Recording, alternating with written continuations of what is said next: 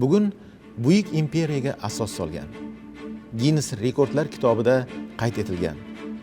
Insoniyat tarixida 5 nafar generalissimus unvoniga sazovor bo'lgan sarkardalardan biri ulug' ajdodimiz Zahiriddin Muhammad Bobur va ul zot aks ettirilgan bahsli bir miniatyura haqida fikr yuritmoqchimiz. Mana o'sha miniatyura 1616-1615 yillar oralig'ida Boburning nevarasi Jahongir Mirzo davrida yaratilgan. Hozirgi kunda esa London kutubxonasida saqlanadi. Ko'rib turganingizdek, Bobur Mirzo bog'da, ariq bo'yidagi kursida, boshida qizil salla, quloqida zirak, bir oyog'ining poyafzali yechilgan, o'ta nozik va ozg'in holatda tasvirlangan. Rostdan ham Bobur Mirzo shunchalik nozik va ozg'in bo'lgan. Axir biz o'qigan Boburnoma va boshqa tarixiy solnomalarda u o'ta kuchli, yelkasi keng, nigohlari o'tkir shaxs sifatida ta'riflangan-ku. Axir unga bejiz Arslon laqabi berilmagan-ku. Nega unda bu qadar nozik qiyofada aks ettirilgan degan haqli savollar tug'ilishi tabiiy-da. Mutaxassislar miniatyura nega bunday chizilganiga ayrim sabablarni keltirishadi. Ya'ni Sharq miniatyurasida islom dini tamoyillariga ko'ra insonni aynan o'ziga o'xshatib chizishdan qochilgan emish. Shuning uchun Sharq rassomlari kishining tashqi siyratidan ko'ra uning ichki olamini ko'rsatishga urinar ekan. Yana bir bahsli jihat. Bobur kiygan salla va quloqdagi zirak.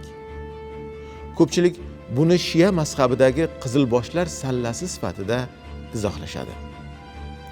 Tarixchilarning fikricha esa suratdagi salla qizilbosh hukmdorlarga tegishli emas. Chunki Safaviylar qizil salla va toji Haydari deb atalgan uzunchoq quloq kiyishgan. Hukmdorning quloqidagi sirg'i esa o'ta bahsli. Agar bu surat Bobur vafotidan keyin 100 yil o'tib chizilganligini inobatga olsak, bu vaqtda Hind miniatyuralarida sirg'a taqqan hukmdorlar tasviri keng tarqalganligi bilan izohlash mumkin. Qolaversa, Boburning keyingi avlodlari Jahongir Mirzo, Akbar Mirzo, Avrangzeblarni ham quloqida sirg'a taqilgan miniatyuralariga duch kelamiz. Agar Boburnamani o'qigan bo'lsangiz, ishonchim komilki, xayolingizda butunlay boshqa Bobur siymosi gavdalanadi. Keling, bobomizning qanday jismoniy kuch va qiyofaga ega bo'lganligini anglashingiz uchun ayrim dalillarni keltirib o'tay. Birinchi dalil.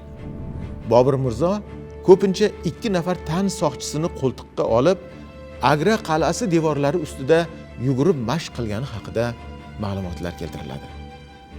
2 qo'ltiqda 2 nafar norg'ul odamni ko'tarib yugurish uchun inson qay darajada kuchli bo'lish kerakligini har birimiz yaxshi anglaymiz. Ikkinchi dalil. Kabulda fitna uyushtirilib jang bo'lganida Boburning bir o'zi 5 nafar mo'g'ul jangchisiga ro'bara kelib, 5 azamatni ham mahv etgani hikoya qilinadi. Demak, Bobur o'ta kuchli, baquvvat va qo'rqmas sarkarda bo'lgan. Uchinchi dalil. Manbalarda qayd etilishicha, Bobur mohir suzuvchi va g'avvos ham bo'lgan. U gangdan boshqa jamiki Hind daryolarini suzib o'tgani zamondoshlari asarlarida keltiriladi. To'rtinchi dalil. Boburnomada yozilishicha, u Hirotdan Kabulga borishda otning qornidan keladigan qorda o'zi oldiga tushib qor tepib, lashkarlarga yo'l ochib bergani keltiriladi. Boshqalar g'orda qor bo'ronidan jon saqlasalar, Bobur qorda o'ra qazib, o'sha yerda tong ottiradi.